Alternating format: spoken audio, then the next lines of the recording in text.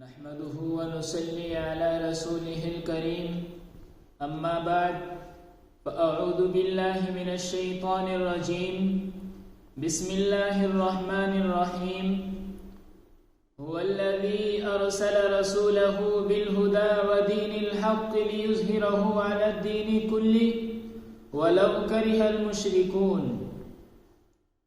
کچھ اہل ستم کچھ اہل حشم میں خانہ گرانے آئے تھے، دہلیز کو چوم کر چھوڑ گئے، کہا کہ یہ پتھر بھاری ہے، زخموں سے بدن گلزار سہی تم اپنا شکستہ تیر گنو. خود اہل ترکش بولیں گے کہ یہ بازی کس نے ہاری ہے، یہ بازی حق کی بازی ہے، یہ بازی تم ہی ہارو گے. ہمارے جسم زخموں سے چور سہی تم اپنے شکستہ تیر گنو. خود اہل ترکش بولیں گے کہ یہ بازی کس نے ہاری ہے. میرے معزز سامعین، اللہ تبارک و تعالی نے قرآن کریم کے اندر ارشاد فرمایا، هو الذي ارسل رسوله بالهدى ودين الحق ليظهره على الدين كله، کہ وہ اللہ وہی ہے جس نے اپنے نبی کو سچا دین دے کر بھیجا تاکہ اس دین کو تمام ادیان پر غالب کر دیا جائے. خواہ مشرکوں کو کیسا ہی گرا گزرے، مسلمانوں ایک وقت تھا کہ جب رب کے باغیوں نے، رب کے دشمنوں نے یہ تصور کر لیا تھا کہ رب کی بنائی ہوئی سرزمین پر 360 خداؤں کی عبادت کی جائے گی، سورج کے سامنے سجدہ کیا جائے گا، دریا اور سمندر کو رب مانا جائے گا. لیکن رب نے بھی اعلان کر دیا کہ 360 خداؤں کی نہیں بلکہ ایک خدا کی عبادت کی جائے گی. سورج کے سامنے سجدہ نہیں بلکہ رب ذوالجلال کے سامنے سجدہ کیا جائے گا. اللہ تبارک و تعالی نے حضرت ابراہیم علیہ السلام کو دنیا میں بھیجا اور کہا کہ جاؤ نمرود کے دربار میں جا کر میری وحدانیت کا اعلان کرو. تو نمرود نے کہا کہ خدا میں ہوں، پالنہار میں ہوں. حضرت ابراہیم نے کہا خدا تو نہیں ہو سکتا، خدا تو وہ ہے جس نے زمین کو بنایا، جس نے آسمان کو بنایا. چنانچہ حضرت ابراہیم علیہ السلام نے اس کی خدائی کا انکار کیا. اس نے حضرت ابراہیم علیہ السلام کو آگ میں پھینکنے کا حکم کر دیا. قربان جائے حضرت ابراہیم علیہ السلام پر کہ انہوں نے آگ میں جاتے ہوئے بھی ایک رب کی وحدانیت کا اعلان کیا. حضرت اللہ تبارک و تعالی نے حضرت موسیٰ علیہ السلام کو دنیا میں بھیجا اور کہا کہ جاؤ فرعون کے دربار میں جا کر میری وحدانیت کا اعلان کرو. چنانچہ حضرت موسیٰ علیہ السلام نے فرعون کے دربار میں جا کر ایک اللہ کی وحدانیت کا اعلان کیا. فرعون نے کہا انا ربکم الاعلی، میں تمہارا اعلی رب ہوں. حضرت موسیٰ نے کہا کہ نا خدا تو نہیں ہو سکتا، خدا تو وہ ہے جس نے مجھے زندگی دی، جس نے تجھے زندگی دی. خدا وہ ہے جو سورج کو نکالتا ہے، سورج کو غروب کرتا ہے. خدا تو وہ ہے کہ جس نے اسے کائنات کو بنایا. چنانچہ ابراہیم اور موسیٰ علیہ السلام کو فرعون نے در بدر کر دیا. حضرت عیسیٰ تشریف لائے، موسیٰ تشریف لائے، آخر میں جناب محمد الرسول اللہ اور صلی اللہ علیہ وسلم تشریف لائے. تو کفار مکہ نے کہا کہ 360 خداؤں کی عبادت کی جائے گی. اللہ نے کہا کہ 360 خداؤں کی نہیں بلکہ ایک خدا کی عبادت کی جائے گی. چنانچہ جب امیہ کی چٹان، امیہ بن خلف کی چٹان کے نیچے آئے تو امیہ نے کہا کہ بلال بھول جائے ایک رب کی وحدانیت کو. تو بلال نے کہا تھا کہ رب ذوالجلال کی قسم ایک رب کا نام لیا تھا، ایک رب کا نام لوں گا اور ایک رب کا نام لیتا رہوں گا انشاءاللہ. امیہ ہار گیا، بلال جیت گئے، اسلام جیت گیا. اس لیے میں دنیا کے ظالموں سے کہہ دینا چاہتا ہوں کہ جنہوں نے بابری مسجد گرا کر اعلان کیا کہ ہم نے بابری مسجد کو منہدم کر دی اور ایک ایک طرف مسلمانوں کی عبادت گاہوں کو منہدم کرتے رہیں گے. اس لیے میں ان سے کہہ دینا چاہتا ہوں، جھوٹے فرعون اور دجال سے کہہ دینا چاہتا ہوں کہ یاد رکھنا تمہارا ظلم کچھ بھی نہیں ہے. تم سے پہلے بھی رب کے دین کے دشمن آئے ہیں، انہوں نے بھی یہی کہا تھا، انہوں نے بھی اللہ کے نبی کو ستایا تھا. لیکن یاد رکھنا کہ وہ دن دور نہیں کہ جب انشاءاللہ کہ بابری مسجد کی تعمیر دوبارہ ہوگی. یہی تک بس نہیں بلکہ ہندوستان کے ہر بت خانے سے اللہ اکبر کی صدائیں بلند ہوگی. میرے عزیز مسلمانوں، میں تم سے مخاطب ہوں، خاص طور پر اپنے نوجوانوں سے، کہ وہ ذرا ہوش میں آئے اور اپنی جوانی کو پہچانے. مسلمانوں، رب نے تو تمہیں کہا ہے کہ وَأَنْتُمُ الْأَعْلَوْنَ إِن كُنتُم مُؤْمِنِينَ، کہ تم ہی سر بلند رہو گے بشرطے کہ تم کامل مومن ہو. لیکن آج تمہیں کیا ہو گیا؟ کیوں تم رب کے دین سے بھاگ رہے ہو؟ کیوں تم دین محمدی سے بغاوت کر رہے ہو؟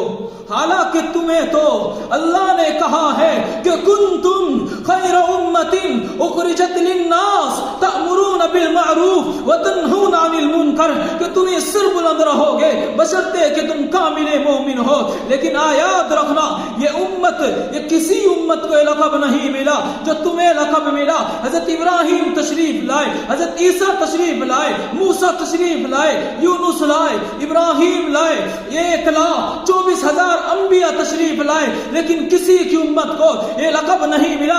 آخر یہ لقب ملا تو کس کو ملا؟ ہمیں، کہ کنتم خیر امت اخرجت للناس تأمرون بالمعروف وتنہون عن المنکر، کہ تم ہی سر بلند رہو گے بشرطے کہ تم کامل مومن ہو. مسلمانوں، میں تم سے پوچھنا چاہتا ہوں، کیا قرآن جھوٹا ہے؟ کہ نبی کا فرمان جھوٹا ہے؟ اگر نہیں اور یقیناً نہیں، سنو، آج مسلمان رسوائی کا سامنا کر رہا ہے. یہ قرآن کی بات ہے کہ مسلمانوں، تمہاری بزدلی اور کم ہمتی کی وجہ سے آج اللہ کے گھروں کو منہدم کر کے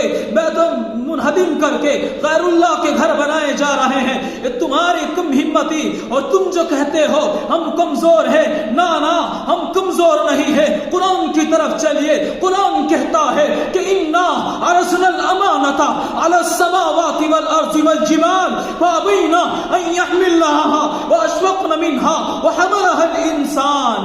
قرآن کہہ رہا ہے جب قرآن کریم کے اٹھانے کی باری آئے، اللہ نے کہا انا عرضنا الامانۃ علی السماوات، ہم نے اس امانت کو آسمان پر نازل کیا، انہوں نے انکار کر دیا.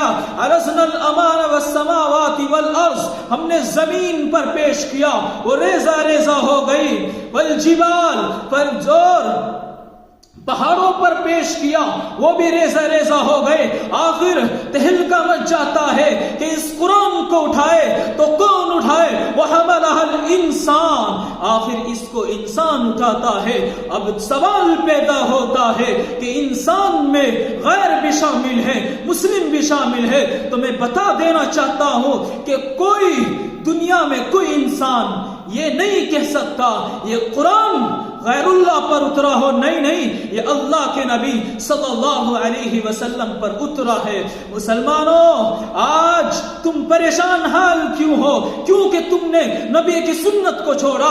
نبی نے، اللہ نے دشمن تم پر مسلط کر دیے گئے. اگر آج کوئی مسلمان کسی ہندو کے خلاف بولتا ہے، اور اگر کوئی مسلمان اپنے مدارس کی حفاظت کے لیے، اپنی مساجد کی حفاظت کے لیے آواز اٹھاتا ہے، تو اسے دہشت گرد قرار دے دیا جاتا ہے.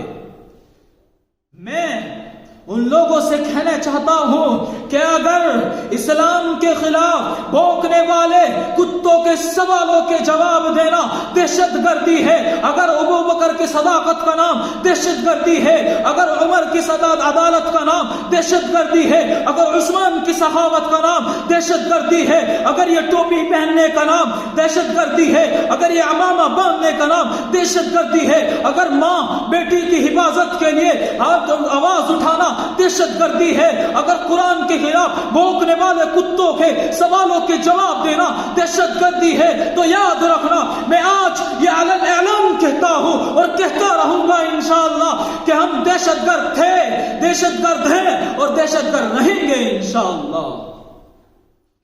مسلمانوں سوچو آج ان یہودیوں کی اتنی جرأت کیوں بڑھ گئی ہے کہ مسلمانوں کو یہ نیچی نگاہوں سے دیکھتے رہیں؟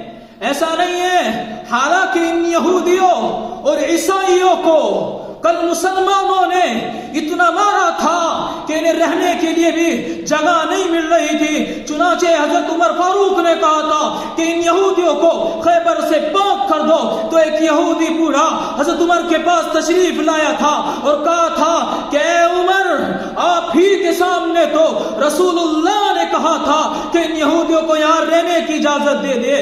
حضرت عمر نے کہا تھا یہودی سن لے، مجھے میرے نبی کا ایک ایک فرمان یاد ہے، میرے نبی نے تیری طرف اشارہ کر کے کہا تھا کہ یہ دن دور نہیں کہ جب تم ان یہودیوں کو خیبر سے نکالو گے اور خیبر کو ان سے پاک کرو گے۔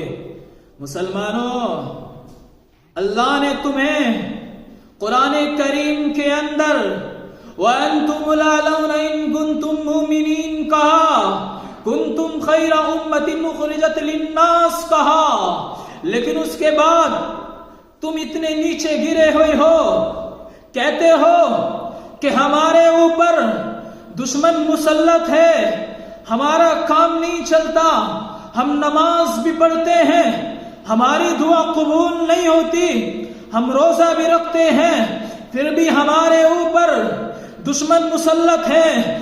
کیوں نہ ہو مسلمانوں، تمہارے گھروں میں تمہاری شادیوں کے اندر رنڈیاں ناچتی رہے اور تمہارے گھروں میں تمہارے پیدا ہونے والے بچوں کے برتھ ڈے بنتے رہے اور تمہاری آنے ہونے والی نوجوان بچی ویلنٹائن ڈے مناتے رہے اور تمہارے اسکولوں کے اندر نوجوانوں کو عیسائی مذہب سکھایا جاتا رہے اور تم کہتے رہو کہ ہم نماز بھی پڑھتے ہیں، روزہ بھی رکھتے ہیں، زکوٰۃ بھی دیتے ہیں، ہماری دعائیں قبول نہیں ہوتی۔ کیوں ہوگی؟ جب تمہوں نے غیروں کا طریقہ اختیار کر لیا۔ چلیے حدیث کے طرف چلیے کہ من تشبہ بقوم فہو منہم، کہ جو کسی کی مشابہت اختیار کرے گا وہ اسی کے ساتھ اٹھایا جائے گا۔ اگر کوئی انگریز بھیڑیے کی شکل اختیار کرے گا وہ اسی کے ساتھ اٹھایا جائے گا۔ اگر کوئی کسی ہندو کے جیسا بنے گا وہ اسی کے ساتھ اٹھایا جائے گا۔ من تشبہ بقوم فہو منہم، جو کسی کی بھی مشابہت اختیار کرے گا وہ اسی کے ساتھ اٹھایا جائے گا۔ رب نے تمہیں بہترین امت ہونے کا خطاب اس لیے نہیں دیا تھا کہ تم اپنی شادی بیاہوں میں ناچتے رہو۔ ارے وہ نوجوان جنہیں صلاح الدین ایوبی بننا تھا، جنہیں طارق بن زیاد بننا تھا، جنہیں محمد بن قاسم بننا تھا، وہ ٹک ٹاکوں پر ناچتے رہے، وہ انسٹاگراموں پر ناچتے رہے اور تمہارے طارق بن زیاد بن جائے۔ نانا، ان ماں کی گودوں میں ایسا بچہ جنم لے ہی نہیں سکتا کہ جو ماں صبح اٹھتے ہی منہ دھونے سے پہلے انسٹاگرام پر ریل بنانے کے لیے جاتی ہو، وہ ماں جو صبح اٹھتے ہی موبائل میں لگ جاتی ہو، ایسی گود سے رب ذوالجلال کی قسم کوئی طارق بن زیاد بننے والا نہیں ہے۔ مسلمانوں سوچو، اگر یہی چلتا رہا آنے والے حالات، یہ جو حدیث ہے آپ صلی اللہ علیہ وسلم کی، وہ حدیث جنہیں ابھی ہونا ہے غزوہ ہند، کہ جب مسلمانوں نے 900 سال تک اپنی ملٹری چیمپئن شپ سے قسطنطنیہ کو فتح کیا تھا، ایک ایک مسلمان فوج نکلے گی، وہ ہندوستان کیپچر کرے گی، ہندوستان کیپچر کرنے کے بعد وہ دوبارہ کیپچر کرے گی۔ اور یاد رکھنا، یہ محمد بن قاسم والی فتح نہیں ہے، وہ مسلمان فوج ہندوستان کیپچر کرنے کے بعد فلسطین جائے گی، اس کا تصادم اسرائیل سے ہوگا، اور رب ذوالجلال کی قسم وہ اسرائیل کا ایسا نام و نشان مٹا دیں گے کہ گویا کوئی اسرائیل اس دنیا میں موجود تھا ہی نہیں، کہ ابھی تو پورے توحید کا ایک نام ابھی باقی ہے کہ محمد سے وفا تو نے تو ہم تیرے ہیں، یہ جہاں چیز ہے کیا، یہ لوح و قلم تیرے ہے۔